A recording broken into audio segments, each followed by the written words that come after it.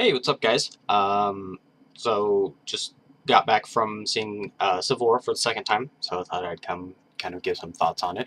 I apologize if my voice sounds a little rough. I've been fighting off a sore throat for the past couple of days, so that hasn't been fun. Anyways, I went and saw Civil War.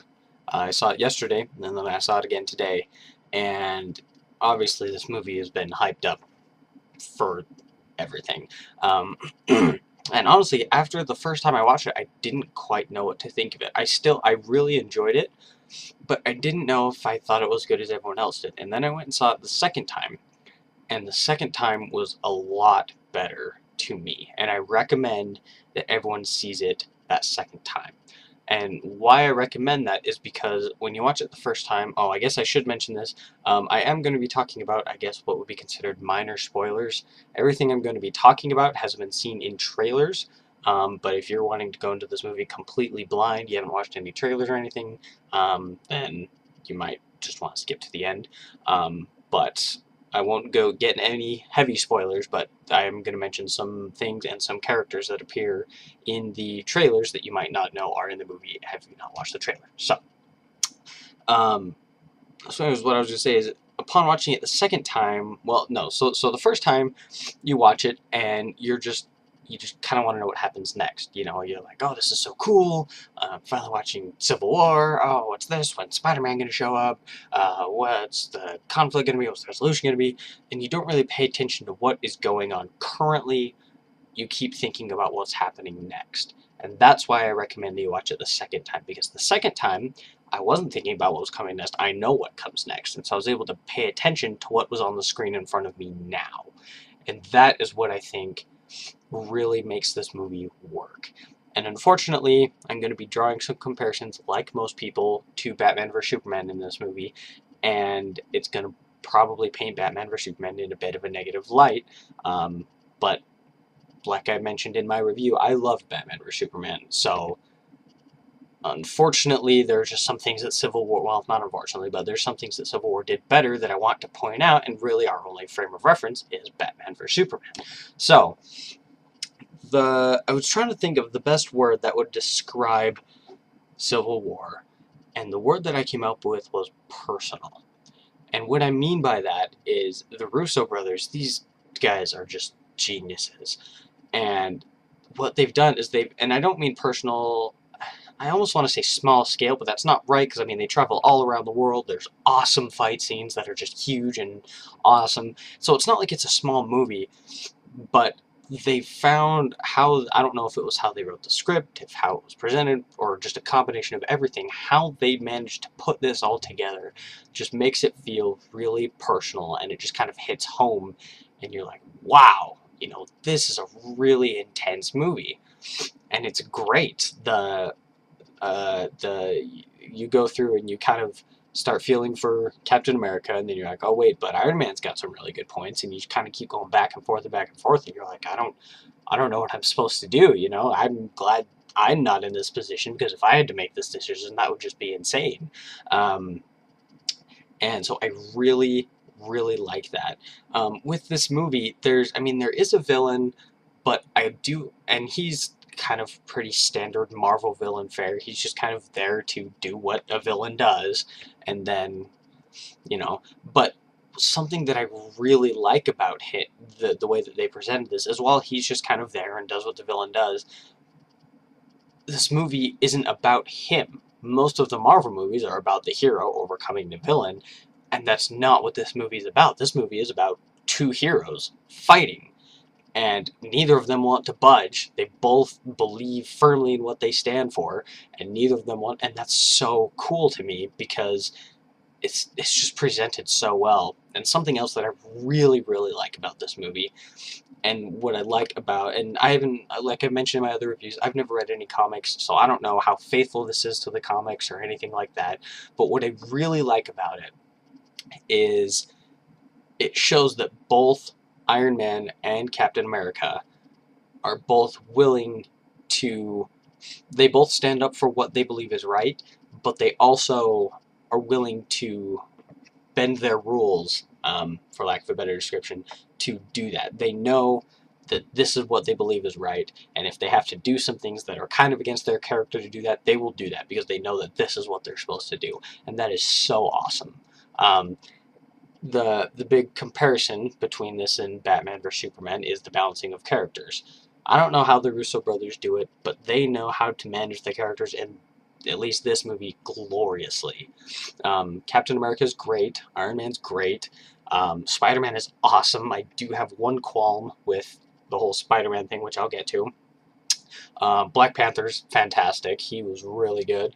Ant-Man's awesome for the little portion of the movie that he's in. Sadly, he's not in a whole lot of the movie.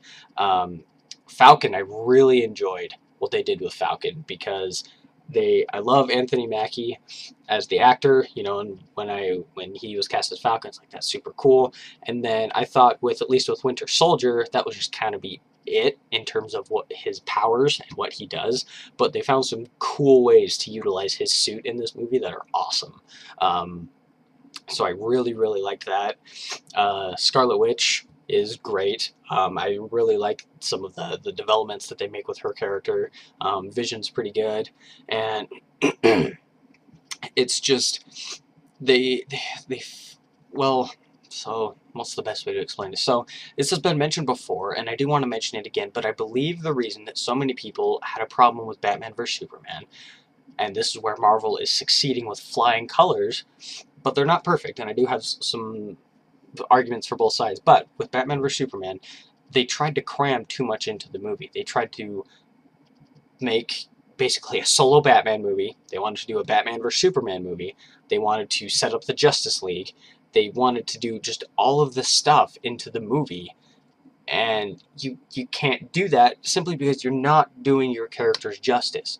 Marvel has had plenty of movies to set up their characters, and so by the time Civil War hits, they don't have to explain why Captain America is doing this. They don't have to explain why Iron Man's doing this, because Iron Man's had 3 movies by himself, plus Avengers 1 and 2. Captain America's had 2 movies, plus Avengers 1 and 2. So you know their characters, you know where they come from, you know what they stand for, and so they don't have to explain themselves, and that's why I think that they're able to balance so many characters in this movie. And while there are some new characters, you know, like Black Panther, Spider-Man is new to the MCU, he's not a new character, you know, essentially, but, I mean, you know, and then they have some semi-new characters, like Scarlet Witch is still kind of semi-new and everything like that. But the majority of their characters and the big hitters, you know, the big name characters like Iron Man and Captain America, are already fleshed out. And so we already understand their characters, we understand where they're coming from, and that's why I think this works so well, is because we have all that history with those characters. If for those who that have read the comics, you know, played video games, whatever, you have all that, and then you go through the movies and go through the Marvel Cinematic Universe, and you're able to just grow with these characters, and you grow attached to them, and you understand their ideals, and it's just fantastic. And so I really, really enjoyed that about this movie. I did mention that I want to kind of come back to with Spider-Man. How they handled Spider-Man was fantastic. Tom Holland was amazing in the portion of the movie that he's in. Sadly, like Ant-Man, he's really not in a whole lot of the movie, which I was disappointed about. And honestly, it felt like they kind of shoehorned him in. He's not really central to what happens. They're like, hey, we want to have Spider-Man in our movie. And I was kind of upset about that, but I went and actually read about it. And that actually kind of is what happened, because what happened is when they were originally doing Civil War, they're like, that would be great if we could have Spider-Man. And so they tried to negotiate with Sony for licensing rights to Spider-Man. And Sony's like, screw you guys, Spider-Man's ours. And they're like, okay, well, we'll just do without him then. And so they wrote a bigger part for Black Panther. Apparently, he originally wasn't even supposed to be dressed up as Black Panther in this movie. He's just supposed to be T'Challa. And so they write this bigger part for Black Panther, you know, integrate him into the storyline because he's pretty important to what happens. And then Sony comes back and they're like, hey, guys, you remember us? Just kidding, we do want to do a deal. And so they're like, oh, okay, well, we still want to put Spider-Man in our movie. So how do we do that? And so they were able to put him in. And so I don't like that feel, just because he does kind of feel, he's not, like I mentioned, he's not, I don't want to say he's not important, but he kind of isn't. To the overall story. He's not really that important, but he is handled wonderfully. Honestly, I'm not the biggest fan of his suit.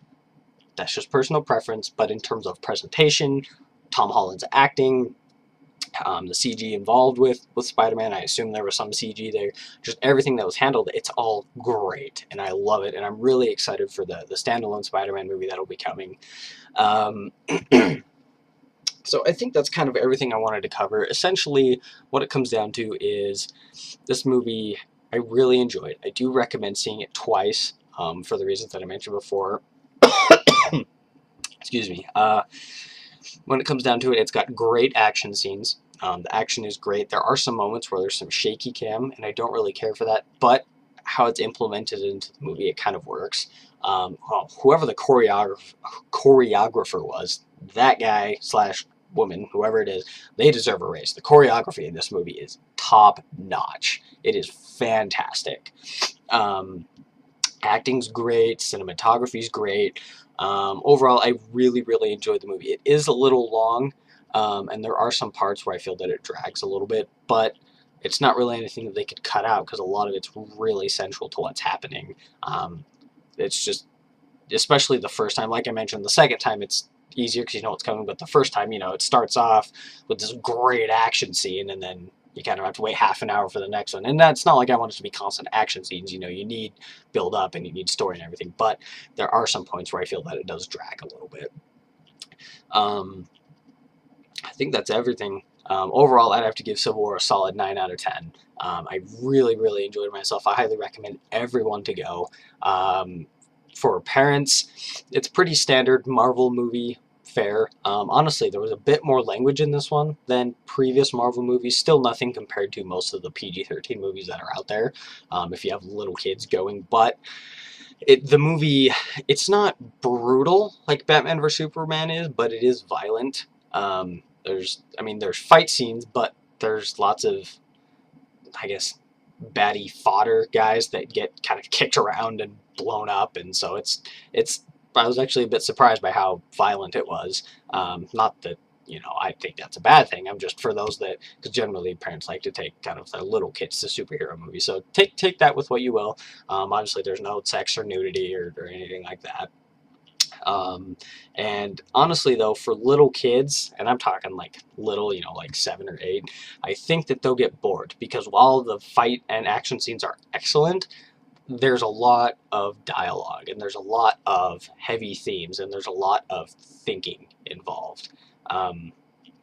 And so I don't think that this is really geared towards the younger audience, which I think is good. Obviously there's movies where that can work, and not every movie is just going to be action and whatever all the time, but this movie is a bit smarter, I think, than other Marvel movies, because it kind of makes you think, and it really, if you're paying attention to everything that happens, especially if you watched all the previous movies, it just comes down to this conflict between Steve Rogers and Tony Stark, and it is so good. I just can't recommend the movie enough. So go see it. Love it. I loved it. If you guys have any requests or any questions, let me know. And until then, I'll see you guys in the next one. Thanks, guys.